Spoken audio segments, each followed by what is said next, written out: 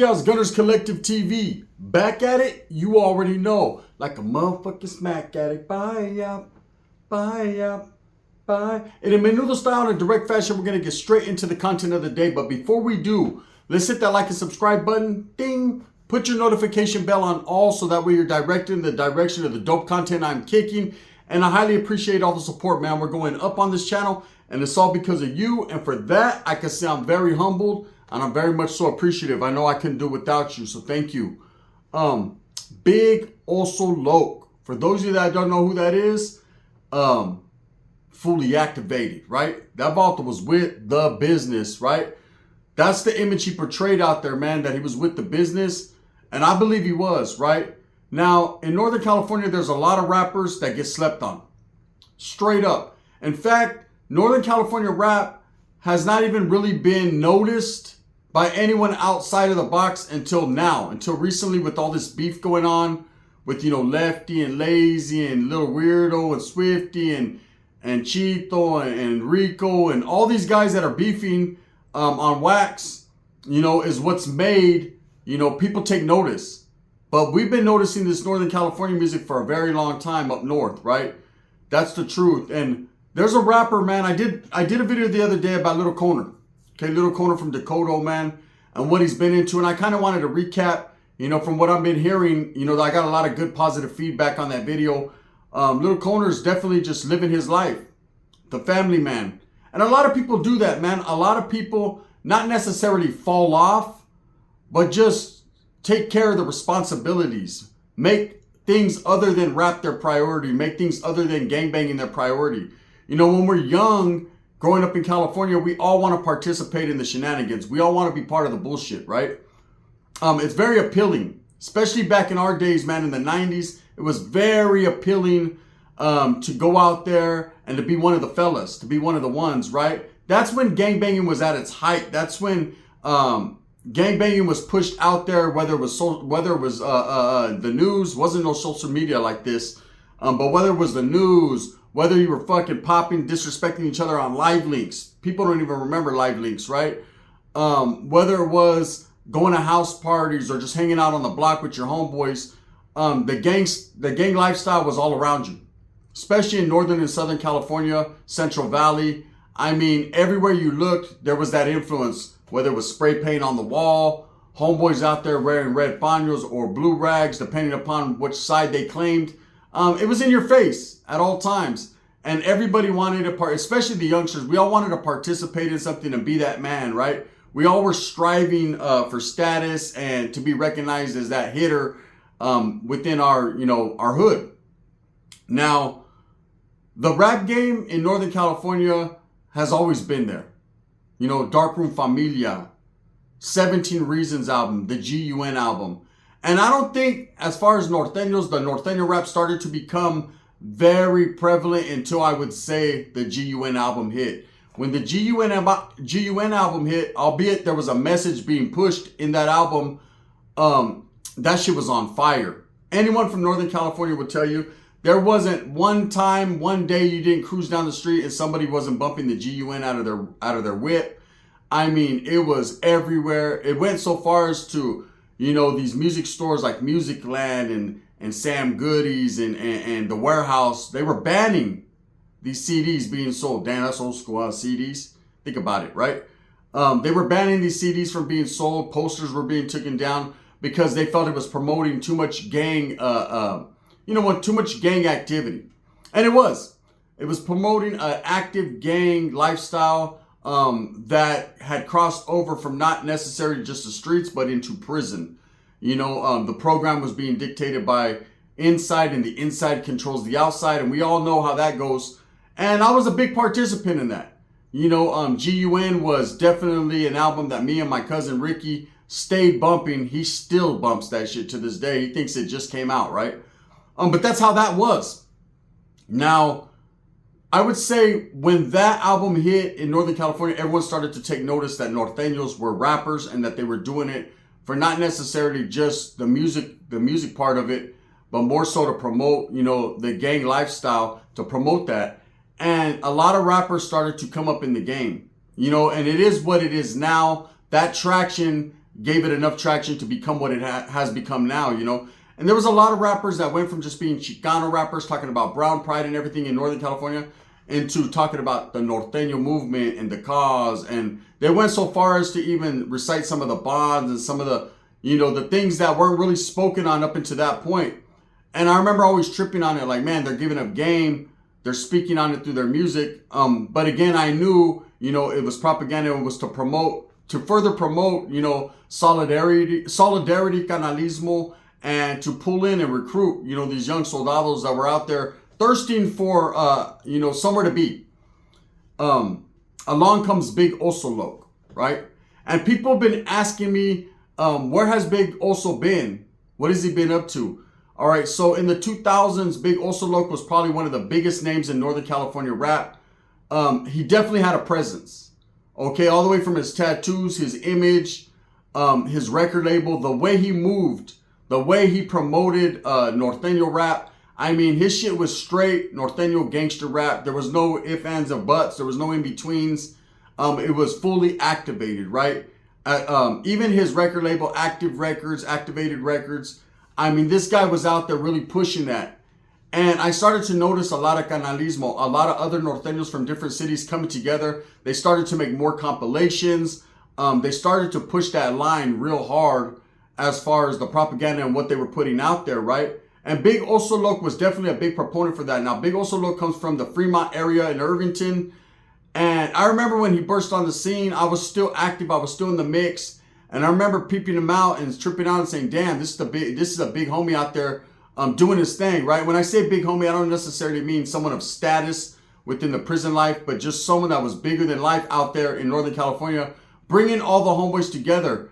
And his style was more Chicano-based, more old school stilo, Ben Davis's, flamed up from head to toe. You know, he pushed that. I started to notice the music videos that he was pushing out, man. There was a lot more Huelga birds, a lot more Norteño propaganda, a lot more things that would make these youngsters want to get into the fold, you know. He was basically taking pride in what he claimed and letting everyone know he was with the business and he was active. You know, around that time is when the word active started to become thrown around a lot more. People were paroling from prison. And I remember the first time hearing that word, and a homeboy had paroled and he got at us and he was like, hey, are you guys active? And we were like, nah, bro, you can touch us. You're not going to catch nothing, right? We were not radioactive. We didn't know. We had never heard that word before in the hood, in the barrio, right? And then more people started to say it. That was just like when they came out with the word Ishpol, right? Which is Nahuatl for northerner, right? I remember the first time hearing that was from a homeboy from Modesto. He's like, yeah, I'm with that Ishpol movement. And I was like, what do you mean, bro? Because up until that point, I had never heard that. We weren't utilizing the Nahuatl language within the county jail, only in prison. And when I was there, we weren't, right? So I started to understand and want to learn, because the realities were that was what let me know that Norteños, that was part of our get down, you know, and anything that had to do with the Norte when I was active, I wanted to be a part of. I not only wanted to be a part of, I wanted to master it, because I felt like that would push me further along in my career, my status, whatever. You know, I think as youngsters, man, we're fed that image, man, and you're either going to do two things. Either you're going to get in where you fit in, or you're going to try to make it fucking be all you. And I was one of those ones. That was what I was aiming for. I wanted to walk down the street and people not to respect me, but to fear me. Little did I know that respect means more than fear in the gang lifestyle, right? I just didn't know it up until that point. So Big Oso Loc, he was definitely fueling that fire, pushing that out there. And I remember for the first time seeing some of his music videos, man. I know he did one in the Bay Area, which was like a remix where he brought a lot of Norteños together. And I started to notice people like the Salineros from Salas and all these different hardcore Norteño rappers. See, there's a difference between the northern rappers we hear now, which are more these youngsters like Rico Too Smooth and Babyface Wood and Acito and Young Iggs. Albeit you'll see a lot of the Norteño flags, a lot of the Red Paños and the Huelga Birds in their music videos. They're more so on this new era shit. Their rap, their spit is different. And then you had the era, of course, like Woody, who was also doing the damn thing. Big Tone and Darkroom Familia, some of them, you know. There was always that northern influence, but it wasn't as hardcore as when Big Oso Loc was pushing that movement. You know, it was really all about, you know, a coming together of the gente and letting everyone know that the Norteño movement wasn't to be played with, wasn't a joke, right? And, you know, up until that point, there's always been, you know, vatos from Southern California that considered Norteños mayateros, or what they consider them as trying to act black, or, you know, being a little bit different. And I know I just heard a Rico Too Smooth song the other day where he was going in on the South, and he said that, you know, we've been saying the N-word, now you're saying the N-word. Basically, you know, like you're copying the style or whatever, right? And again, man, I'm a big proponent for, I don't think anyone's copying anyone's style. I just think times are changing, man, and everyone's adapting to the urban influence. And at the end of the day, man, you know, the brothers are hip hop. And if you're going to be involved in the hip hop game, somewhere along the line, you got to give the flowers to the brothers, man, because they started that shit. Yes, a big Latino influence in the past and on the East Coast with the B-boys and the break dancers and all that. But let's keep it real, man. Kool Herc started that shit, and, you know, hip hop's always going to be considered black. That's it. You know, I hear these Northern California rappers and Southern California rappers, and people are giving them these labels. See, I've never given them that. To me, rap is rap. You know, I don't understand the Chicano rap, the gangster rap, the this rap, the trap rap, the whatever. To me, rap is rap. Hip hop is hip hop. Yes, there's different genres of it. People like different beats, different mob music, different flavors. But to me, you're either a good rapper or you're not.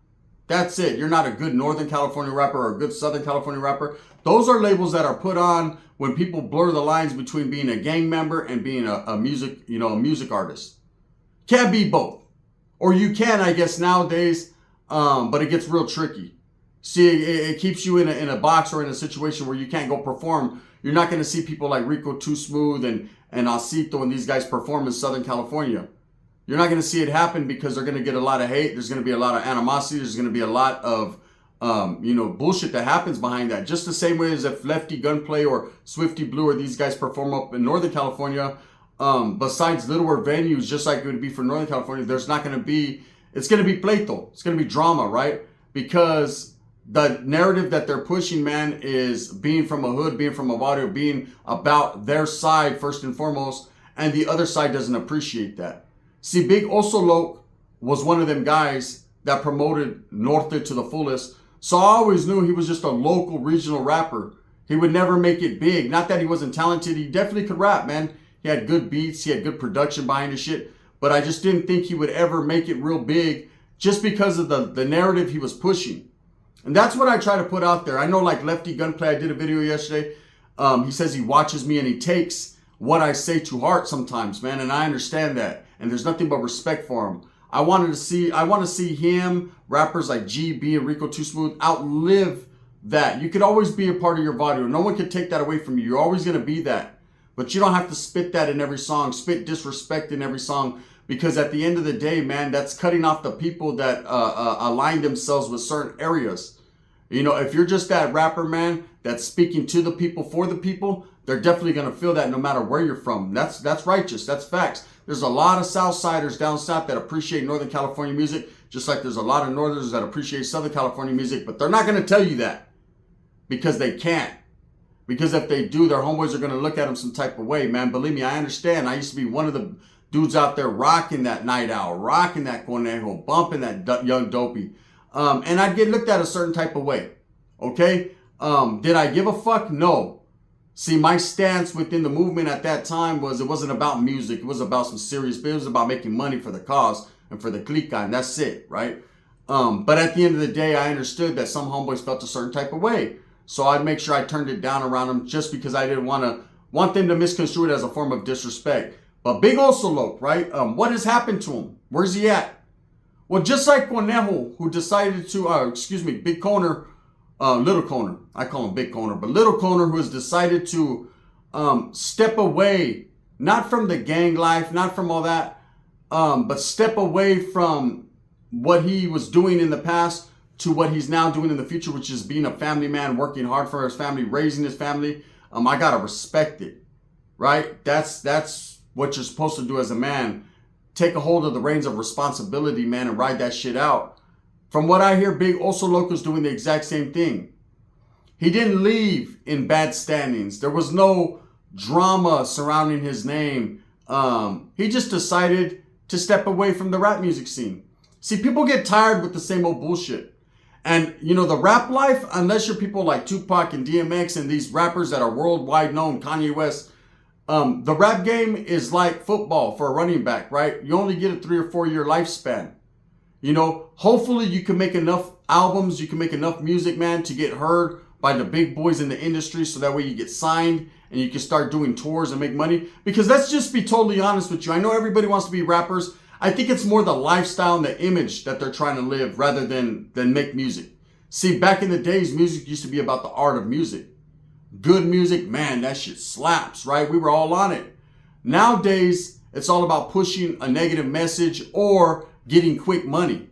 That image, that clout, right? That's what it's about.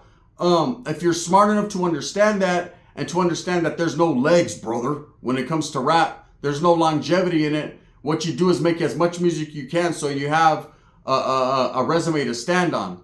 You know, you have a catalog to stand on, so you make that residual income, so your money's always being made, and you can tour. You know, people like Lefty Gunplay are doing it the right way. People like Rico are doing it the right way. They're constantly dropping songs, constantly dropping music. So that way, not only will they be noticed by these big industry moguls to be signed, but also so that they have, like I said, a catalog so that they can go perform and constantly make money. Because there's no money in the rap game. Let's be honest and let's be real. There's no money, there's no long-term money in the rap game unless it's residuals from your albums, right? And if you don't own the rights, if these record labels own all the rights to your music, in the end, man, you're going to be broken a joke. Straight up. Facts, right? I know a little bit about the music industry just because I've been around homeboys that were in it thick. And I can tell you right now, man, a lot of them are working at the canned food store now. A lot of them are Uber Eats drivers. Because, you know, they thought they were going to be this big time rapper and they put themselves in a caja, in a box. And simply put, man, outside of California, no one cares about norteño or sureño rap. Okay? In Texas, they're not tripping off it. In the East Coast, they're not tripping off it. You're going to have pockets of gangs that have fucking flooded out there that might bump your shit. But as a majority in the whole, in the Midwest, in the Southwest, you're not going to have that. They don't care. All they care about is good beats, good music, and slap. Right? Now, these kids, these youngsters, they do look at the images that you're portraying, man. And a lot of them don't understand the red or the blue or the bands. That's a West Coast thing. On the West Coast, you're going to get your feria, but everywhere else, man, you're going to get shut down because nobody wants to go to a concert that's going to get shut down by gang members, get shot up. No one's trying to have their old lady get domed, okay? They're trying to have her give them dome. That's true stories. So Big Oso Loc, he just disappeared from the scene. And from what I heard, man, he, just like Koner is just doing the family thing, has decided that, you know, for whatever reason, the rap music scene got old. And it does get old after a while. Just like gangbanging gets old to some after a while. But one thing about gangbanging is once you're involved in it, you're cut from that cloth. You decide to participate. It's blood in, blood out. You're always going to be from the hood. You're always going to be looked up as a homie. Now, there are guys that leave the hood in good standings.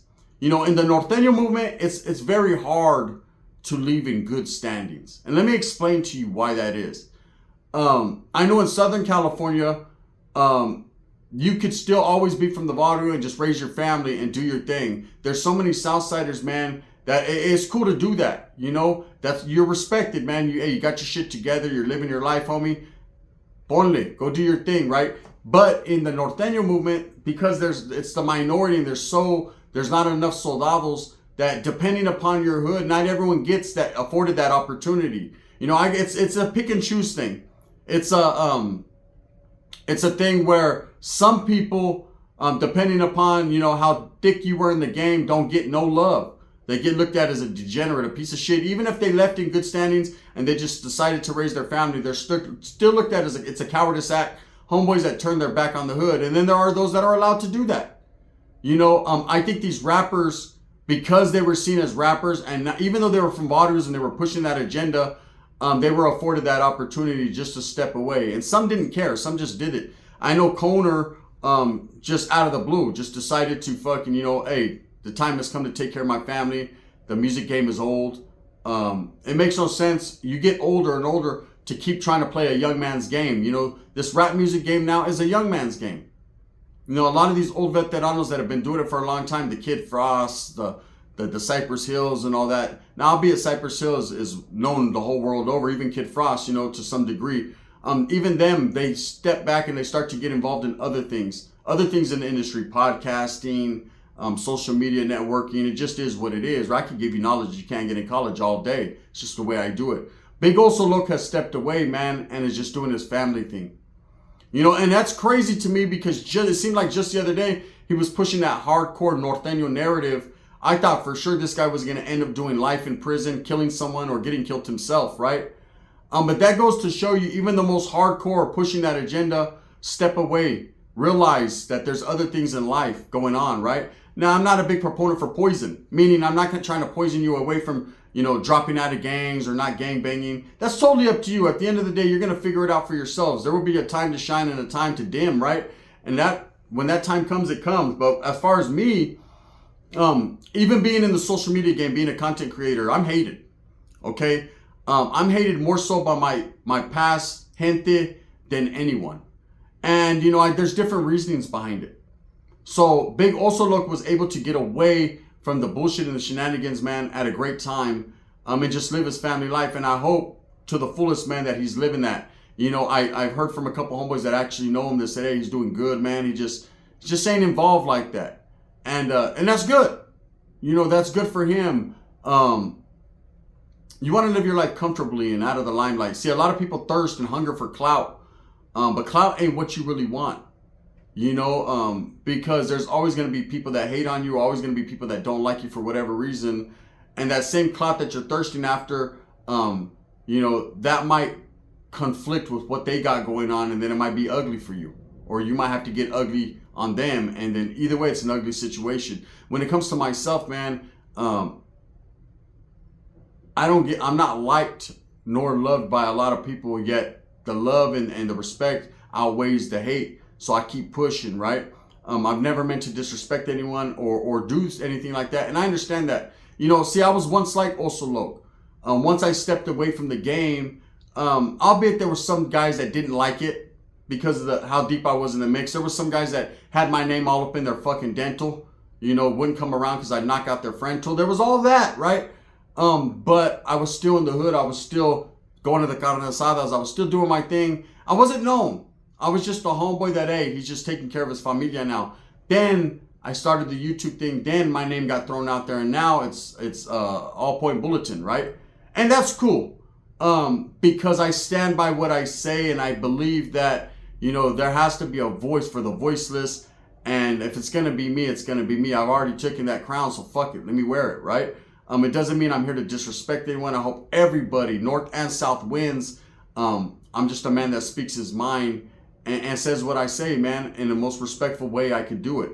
You know, so anyways, for those that asked me about Big Oso Loc, he never was in bad standings. There was never no tricky shit when it came to his name. He just kind of stepped back, man. The rap game got old, and now he's taking care of his family. Now, I do know where he's staying. I do know what's up with that. I get at homeboys. But that's not for me to put out there, man. That man is just bounced out of the limelight and intends to just do his thing, man. And I respect him. I respect him for not only the way he carried himself when he was a rapper and what he pushed, because I was on that same accord for a long time, but the way he was able to just get out of it just like that and just live. You know, not a lot of guys can walk away from it and still have respect on their name. He definitely does. With that being said, man, I hope that you move smooth with a purpose. Get everything that you want coming. And remember, at the end of the day, it's all about the strive to struggle, the struggle to strive. I'm going to continue to drop the best entertainment I can drop right here on YouTube because it is what it is. Make sure you tap in with the collective clips. I'm dropping a banger over there in a little bit. And you guys already know, man. Hey, this one's crazy. Vato eating. It's just crazy. Just go over there. Heavy as the head that wears the crown.